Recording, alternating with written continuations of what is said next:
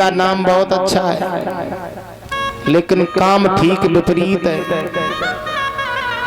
यथा नामो तथो गुणा, और यथा नामो विपरीत गुणा। हमने देखा किसी किसी का नाम बहुत अच्छा, शांति देवी, और पूरे शेखुपुर में भब्बर काटे फिर रही जवोते बहु, नाम है शांति देवी। देखा काऊ काऊ को नाम लज्जावती, ताका चौराहे पे समोसा खाई लेती। विचार करो, तो जैसा नाम हो और वैसे ही अगर काम हो तो बहुत अच्छा लगता है। सुनीति का जैसा नाम और वैसे ही उनके काम। काम क्या थे? भोजन बनाने के बाद पति को खिलाना, बाद में स्वयं खाना। आज की सुनीति बनाती जाती हैं और खाती थोड़ा ही ना है। चूली की डगा नमक देखती, हथेली में धर के भाव कर, खाती कोई नहीं है। कहने का हमारा मतलब है परीक्षित जी, अंतर हो गया। सुनीति का जैसा नाम और वैसे ही उनके काम भी थे और होना भी चाहिए। एक लड़के की शादी होके आई, उसका नाम भोपू था, तो उसकी पत्नी बड़ी नाराज हो गई, बोले ये नाम बदल के आना ठीक है। तो बेचारा चल दिया, ज्योतिषियों के पास में गया, बोले हमारा नाम बदल दीजिए। तो बोले 3 दिन तुम सुबह खड़े होना, और 3 दिन में जो ही तुम्हें सुबह ही सुबह मिल जाए उसी का नाम रख लेना। तो लड़का सुबह खड़ा हुआ, उसने देखा एक अर्थी जा रही है। उसने पूछा भैया इसका नाम क्या था? बोले अमर सिंह। बोले इसका नाम अमर सिंह और ये मर गया, ये तो नाम बिल्कुल विपरीत है। दूसरे दिन खड़ा हुआ, एक भिखारी दरवाजे पर आ गया, बोले भैया तेरा नाम क्या? बोले आवाज लगाई, भैया तेरा नाम क्या है? बोले धनपति। बोले जब नाम धनपति हो मांगत भीख। तीसरे दिन खड़ा हुआ, एक कसाई गैया के पीछे पड़ा है, बोले भैया तेरा नाम क्या? बोले दयाराम। बोले नाम इसका दयाराम और काट तो गैया। लौटे आओ गुस्सा में। पत्नी बोली स्वामी जी नाम बदले आए? बोले ना। बोले क्यों? बोले सुनो, अमर सिंह से मर गए और धनपद मांगे भीख, और दयाराम गैया काटे तासे तेरे भोपू है ठीक। तो कहने का हमारा मतलब है जैसा नाम हो और वैसे ही अगर काम हो तो बहुत अच्छा लगता है। मैया सुनीति का जैसा नाम था परीक्षित जी, और वैसे ही उनके काम भी थे। भक्तों, उत्तानपाद महाराज के आंगन में परीक्षित जी पत्नी भी बड़ी सुशील है। राज्य लंबा है, लेकिन याद रखना दुख उनके भी जीवन में लगा हुआ है। अब परीक्षित जी दुख ने पीछा नहीं छोड़ा, दुख ने। और हमें तो जो दुनिया में परीक्षित जी सुखिया कोई दिखाई ही नहीं दिया। विचार करके देखो आप लोग, इस दुनिया में सुखिया कोई है ही नहीं। किसी से भी पूछ लो भैया तुम सुखी हो? बोले क्या बताऊं भैया, सुखी है ही नहीं। एक न एक दुख हर किसी के पीछे लगा हुआ। देखा आपने? मैंने तो अपनी आंखों से देखा, कोई तन दुखी, पैसा तो बहुत है लेकिन शरीर के रोग से पीड़ित है। ना तो दूध खा पा रहे हैं, ना तो घी खा पा रहे हैं, ना चाय पी पा रहे हैं, शरीर से दुखी। कोई तन दुखी, कोई मन दुखी। मन से दुखी लोग देखे आपने? मन से दुखी कौन होते हैं? न काऊ से बोले, न काऊ के पास बैठे, घर से निकले हार में चले गए, माथे पे हाथ धर लो बैठ गए, द्वारे आए फिर माथे पे हाथ धरो बैठ गए। जो मन से दुखी। कोई तन दुखी,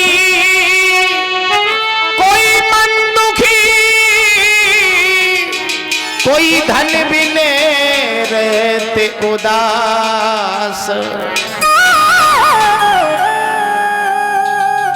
कोई परीक्षित जी धन के लिए दुखी है। किसी के पास में धन है तो धन से दुखी है?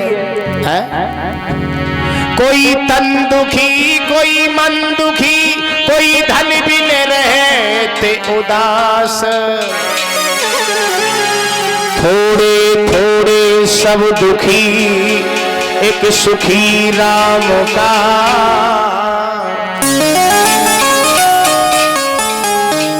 बहनाओ, अगर कोई सुखी है भगवत श्रोताओं, तो भगवान के भक्त बहुत सुखी है। बारे प्रभु, तुम्हारी तो लीला ही निराली है।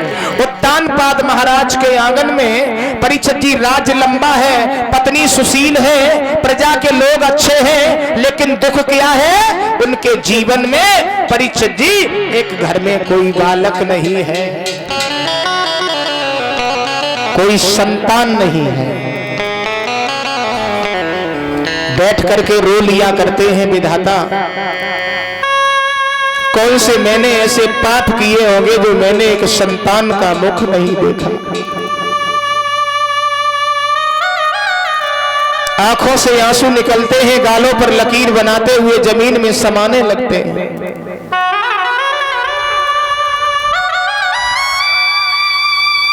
सोचते हैं भगवान, मैं इतना बड़ा पापी हूं जो मैंने एक संतान को जन्म नहीं दे पाया। मेरे घर में कोई पुत्र नहीं है, मेरे घर में कोई बालक नहीं है। लोग हमें निर्वंशिया कहते हैं, हमारी पत्नी को बाजनी कहते हैं। परीक्षित जी, आज महाराज उत्तानपाद एक संतान के लिए बहुत दुखी। बहनाओ, मैया सुनीति ने एक दिन अपने पति का हाथ हाथ में ले लिया,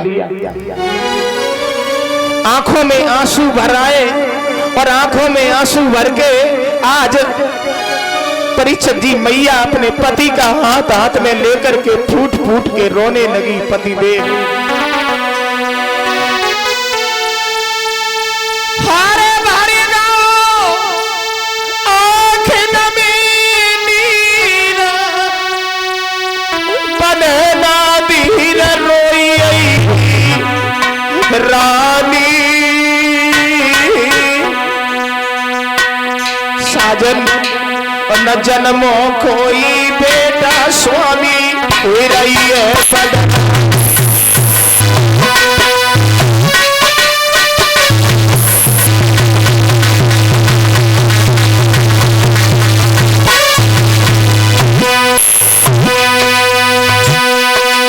मैया सुनीति रोती है और कहती है, भगवान मैं इतनी बड़ी पापनी हूं जो मैंने एक संतान को जन्म नहीं दिया। मेरे भैया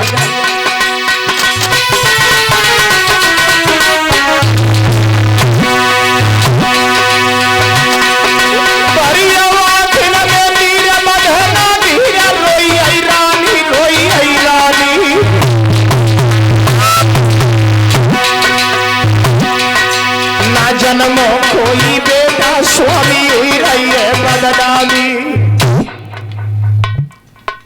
हम कहा करें कि तजाए किन्हें सुनाए जमन की कहानी, और ये तरीके के रोई पड़ी नाराजी।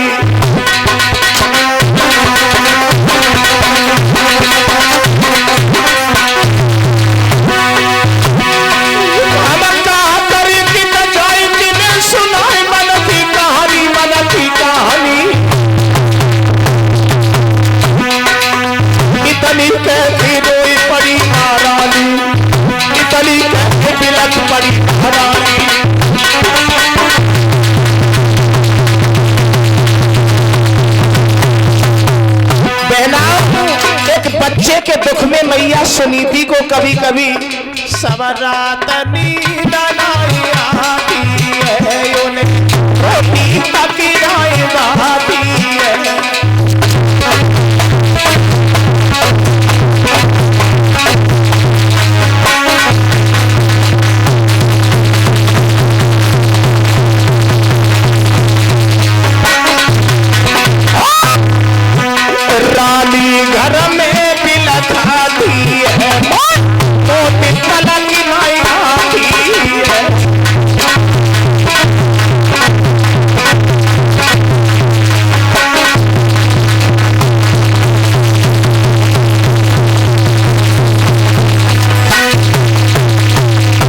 मैया सुनीति परीक्षित जी एक संतान के लिए अपने पति का हाथ हाथ में लेकर के फपक फपक करके रोती है। कहती हैं भगवान, मैं इतनी बड़ी पापनी हूं जो मैंने एक संतान का मुख नहीं देख पाया। पतिदेव, मैं इतनी बड़ी पापनी हूं जो मैंने एक बेटी को भी जन्म नहीं दे पाया। माताओं, पति के सामने मैया फपक फपक करके रोने लगी। हाथ जोड़ लिए और हाथ जोड़ करके सुनीति अपने पति से कहती है, श्रीमन क्या हुआ? आज हमारी एक बात सुन लीजिए। क्या कहना चाहती हो? रोना बंद करो, बिना मतलब के रोती रहती हो। सुनीति बोली, महाराज। बोले, हाँ, मेरे आंगन में किसी पुत्र ने जन्म नहीं लिया। और तान पाद कहने लगे, देखो सुनीति, संतान देना और न देना और दे करके छीन लेना, ये परम पिता परमात्मा की लीला होती है। सुनीति बोली, महाराज, आज अपने दिल की कहानी तुमसे कहने के लिए जाती हूँ। अगर आपकी आज्ञा हो तो मैं कहूं। और तान पाद कहने लगे, दिल खोल के कहो, लेकिन रोना बंद करो। तुम कहना क्या चाहती हो? सुनीति बोली, महाराज, आप दूसरा विवाह कर लीजिए। दाती को पीस के जवाब दिया, पागल हो गई तुम, चिल्ला काहे को रहे हो? और तान पाद कहने लगे, दूसरी शादी हमने कर ली तो तुम्हारे जीवन की बर्बादी हो जाएगी, समझ गई? सुनीति बोली, मैं कभी लड़ाई नहीं करूंगी और मैं दासी बन के रह जाऊंगी। और तान पाद कहने लगे, पागल मत बनो, मौकी और क्या देख रही हो? ऐसे ही रहो, बढ़िया है। पागल हो क्या? तुम्हें नहीं मालूम सुनीति की है मौत बुरी लेकिन अच्छी, और ये कहीं बार तो आती है।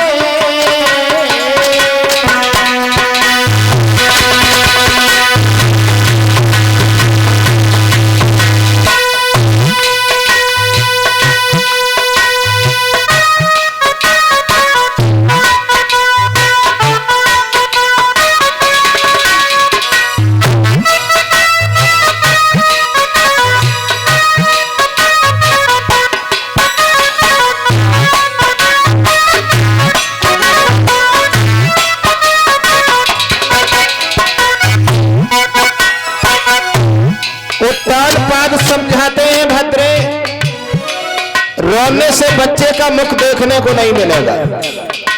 बिना मतलब के रोती आती हो, सौत से मौत बढ़िया है, मौकी और मत देखो, समझ गई?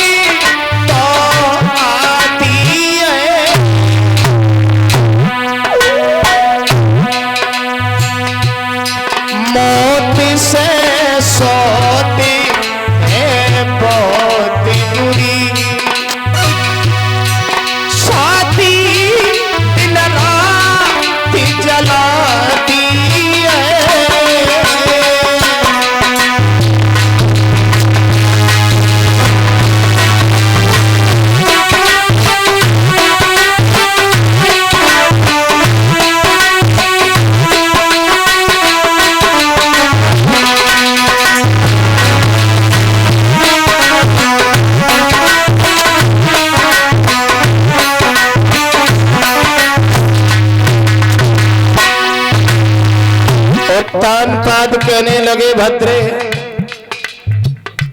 सौत से मौत अच्छी होती है, एक बार आती है, प्राणी को ले जाती है, और अगर सौत घर में आ गई तो तुम्हारी जिंदगी जिंदगी नहीं रहेगी। भद्रे,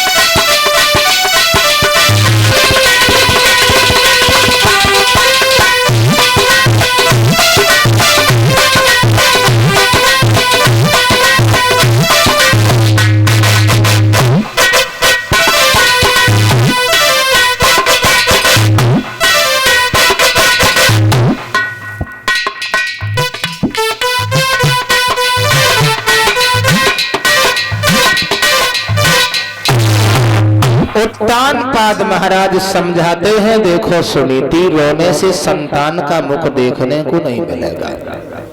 संतान देना और ना देना और दे करके छीन लेना, ये परम पिता परमात्मा की लीला होती है। सौत से मौत अच्छी होती है, और अगर सौत घर में आ गई तो तुम्हारी जिंदगी जिंदगी नहीं रहेगी। सुनीति ने महाराज के चरण पकड़ लिए, भगवान आप दूसरा विवाह कर लीजिए, मैं दासी बन के जिंदगी काट लूंगी, कभी भी रानी बन के नहीं रहूंगी, आप दूसरा विवाह कर लीजिए, तुम्हें मेरी कसम हो। उत्तान पाद महाराज को मजबूर कर दिया सुनीति ने दूसरा विवाह करने के लिए। परीक्षित जी महाराज उत्तान पाद मजबूर हो गए। याद रखना बहनाओं, महाराज को जब मजबूर होना पड़ा तो दूसरा विवाह करने के लिए महाराज गए हैं। कवियों की कल्पना तो ये है परीक्षित जी, पहले वाली रानी का नाम था सुनीति, और जब विवाह करके महाराज आए हैं तो उनका नाम सुरुचि है। परीक्षित जी देखिए, सारी अयोध्या में परीक्षित जी बड़ी खुशियां हैं कि महाराज विवाह करके आए हैं। नतीजा ये हुआ कि ब्याह कर अवध में आए और खुशी सबने मनाई है। ब्याह कर